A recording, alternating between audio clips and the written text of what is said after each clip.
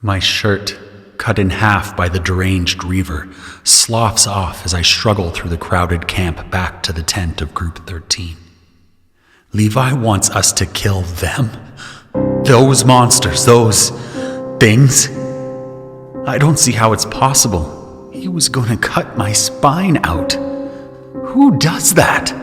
For what purpose would it need to be done? Emily, Sarah, I must get out of this mad, mad place. The woman wanted something from me. What was it that she said as I was pinned?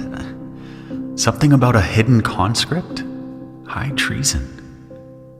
Gunshots ring from the scuffle behind, and I hazard a glance over my shoulder as I press forward.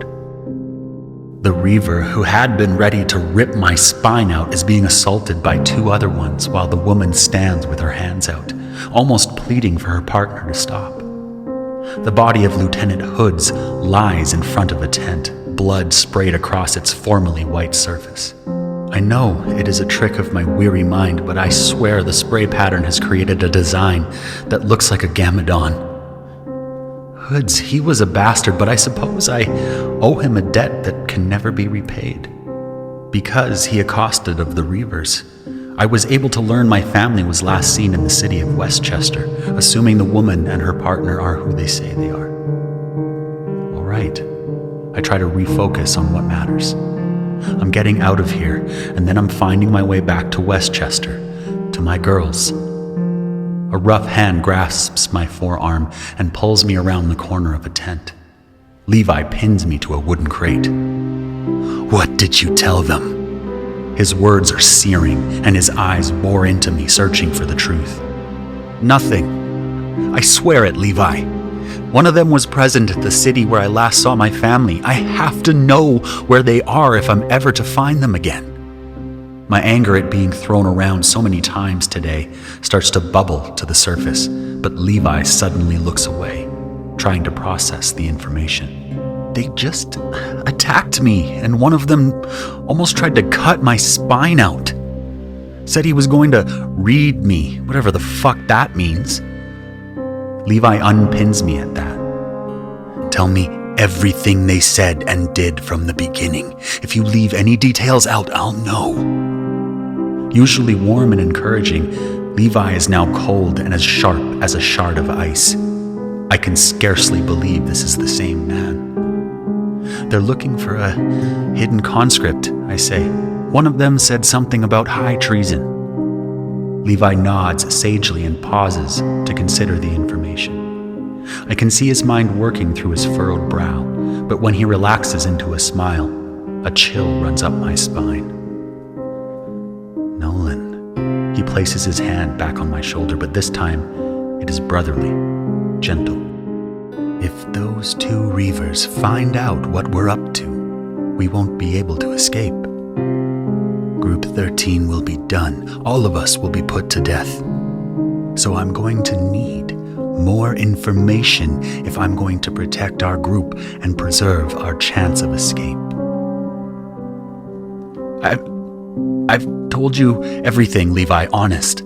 I protest, but Levi calmly interjects. Think back to the fight, to the moment you saw red and knew you were in trouble. Tell me what details you remember when your senses first kicked in. I'm counting on you, Nolan. Dig deep and feel the pulse. Vulnerability. It's the first time I've ever seen that worn on his face. I nod my head, coming to a decision. I take a deep breath, exhaling slowly through my nose. I still myself and think back to the moment before I felt a blade at my throat. I was watching the woman because she was there when my family was taken from me. I lost her in the crowd, but the next moment she reappeared with a knife at my throat. Levi starts circling his hands frantically, insinuating he wants me to get to the point. She told me she'd make a deal with me, and if I followed her, she'd tell me the name of the city where we were separated. Levi cuts me off. What was the deal? What were her exact words? She didn't get to the offer terms. The other one, Abraham, ambushed me and was about to gut me like a fish when Hood showed up and distracted them. Levi shakes his head and smiles, but when he speaks, his tone doesn't match his expression. "You're one lucky bastard. She was going to sort through your memories until she found what she was looking for." "What do you mean, sort through my memories?" I inquire. But Levi waves a hand, brushing that topic aside for now. "All paragons serve various archons," he says. Seeing my blank stare, he elaborates. "The archons are regional governors, elected by the local nobility to run their realms for periods of a decade at a time. Did these two reavers say who they worked for?" I shake my head and then remember Hoods stepping in and stopping the confrontation. That's the thing. Hoods came and stopped them. He started accusing them of being imposters, and the woman mentioned she was looking for a hidden conscript. Things got tense, and then they shot Hoods point blank. Splattered his brains against the tent, and I slid away. I can't remember the exact name she used for the boss. West? The surname was West. Does that mean anything? Levi's eyes widened at the mention of Hoods perishing. So Hoods is dead. You can confirm this. I've never heard him stammer before.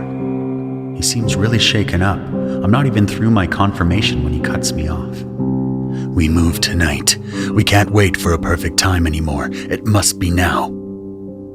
I want to ask how he knows that the Reavers were going to read my memories, but I don't have a chance before Levi guides me toward our group's tent, saying quietly, "I know you have questions about me, Nolan, about what I know and how I know it, about who I am.